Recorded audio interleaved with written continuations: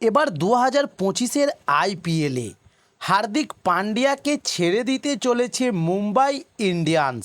তবে পান্ডিয়ার জন্য নিলামে এবার কোন কোন ফ্র্যাঞ্চাইজি ঝাঁপাতে পারে, তবে চলুন আর দেরি না করে বিস্তারিত জেনে নিন।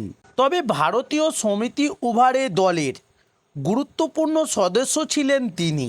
বিশ্বকাপ জয়ী ভারতীয় টি-20 দলের অংশ ছিলেন হার্দিক পান্ডিয়া।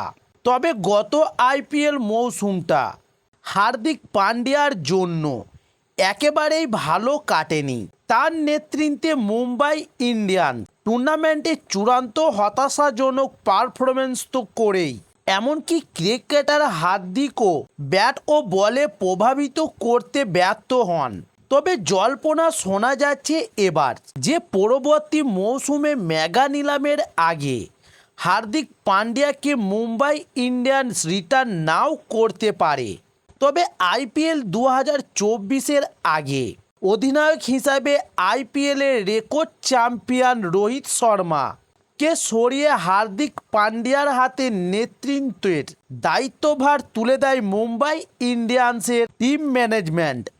তবে এই সিদ্ধান্ত পোলট অনুগামীদের তেমন পছন্দ হয়নি। মুম্বাই ইন্ডিয়ান্সের ঘরের মাঠে ওয়াংখানিতেই গ্যালারি থেকে হার্দিকের উদ্দেশ্যে প্রবল কটাক্ষ ধয়ে আসে।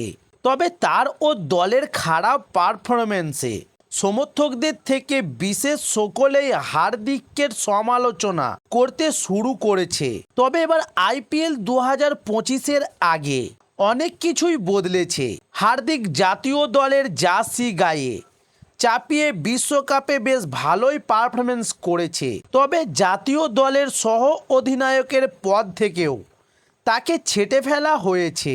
তবে রোহিতের অবসরের পর মুম্বাই ইন্ডিয়ান্স তারই সতীর্থ সূর্যকুমার যাদবকে ভারতীয় টি-20 দলের অধিনায়ক হিসাবে নির্বাচন করা হয়েছে। তবে এই সিদ্ধান্তের পর থেকেই হার্দিকের আইপিএল ভবিষ্যৎ নিয়ে জল্পনা শুরু হয়েছে। যেহেতু পরবর্তী মৌসুমের আগে মেগা নিলাম আয়োজন করা হবে, তবে হার্দিক মুম্বাই ছাড়লে এবার কোন কোন ফ্র্যাঞ্চাইজি হার্দিককে দলে নেবার জন্য আইপিএলের নিলামে ঝাঁপাবে? যেমন নাম্বার 1 লখনৌ সুপার জয়েন্টস। তবে পরবর্তী মৌসুমে লখনৌ সুপার জয়েন্টসেরও অধিনায়ক বদল হওয়ার জল্পনা শোনা যাচ্ছে। খবর অনুযায়ী কেএল রাহুল লখনৌ দল ছাড়তে পারে। তবে সেক্ষেত্রে নবাবদের শহরে ফ্র্যাঞ্চাইজির নতুন অধিনায়ক খুঁজতে হবে। হার্দিক অধিনায়ক হিসাবেও ইতিমধ্যে আইপিএল জিতিয়েছেন, তাই তিনি বিকল্প হতে পারে বলে অনেকেরই ধারণা। এবার জানুন নাম্বার 2 রাজস্থান রয়্যালস। তবে রাজস্থান রয়্যালসের অধিনায়কের অভাব নেই, দলের অবিচ্ছিন্ন অঙ্গ সঞ্জু স্যামসন। তবে হার্দিকের মতো তারকা অলরাউন্ডারের অভাব রয়েছে রাজস্থানের দলে। রাজস্থানের অলরাউন্ডারদের প্রতি ভালোবাসার কথা সকলেরই জানা।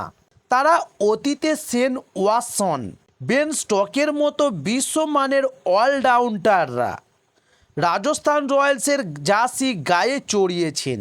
তবে হার্দিকও তাদের মতোই ফাস্ট বোলিং অলরাউন্ডার। তাই নিলামে হার্দিকের জন্য রাজস্থান রয়্যালস ঝাঁপাবে, তাই এতে অবাক হওয়ার কিছু থাকবে না। এবার জানুন নাম্বার 3 কিংস ইলেভেন পাঞ্জাব। তবে অলরাউন্ডারের প্রয়োজন রয়েছে কিংস ইলেভেন পাঞ্জাবের। তবে পাঞ্জাবের দলের মিডিল অর্ডারে অভিজ্ঞতারও খানিক অভাব রয়েছে বটে। সেই অভাব সাম্প্রতিক অতীতেও দলকে বারংবার ভুগিয়েছে। তবে হার্দিকের নেতৃত্ব ও অভিজ্ঞতা এবং জয়ের মানসিকতা তিনটেই নিজের সঙ্গে নিয়ে আসবে। তাই এবার পাঞ্জাব কিংসও কিন্তু তারকা অলরাউন্ডারের জন্য নিলামে বড় দর হাঁকতে পারে। এবার জানুন নাম্বার 4 কলকাতার নাইট রাইডার্স। কারণ কলকাতার নাইট রাইডার্সের কাছেও কিন্তু অ্যান্ড্রু রাসেল ছাড়া সেরকম কোনো ফাস্ট বোলিং অলরাউন্ডার নেই কেকেআরের কাছে। এবং 2025 আইপিএল নিলামের জন্য 4 জন ক্রিকেটারকে ধরে রেখে বাকি সমস্ত ক্রিকেটারদেরকে ছেড়ে দিতে হবে এবার। তাই কলকাতার নাইট রাইডার্স বড় চ্যালেঞ্জের মুখে পড়তে চলেছে এবার। তারা হারাতে পারে তাদের অলরাউন্ডার অ্যান্ড্রু রাসেলকে।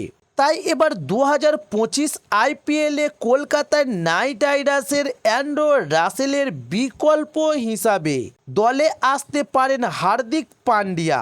তবে সে সমস্তটা বোঝা যাবে 2025 আইপিএলের নিলাম টেবিলে। তবে সেই নিলামে এবার কোন ফ্র্যাঞ্চাইজি কাকে দলে নিতে চলেছে সেই সমস্ত ভিডিওগুলো পেতে হলে অবশ্যই আমার চ্যানেলটি সাবস্ক্রাইব করে সঙ্গে থাকুন। নমস্কার।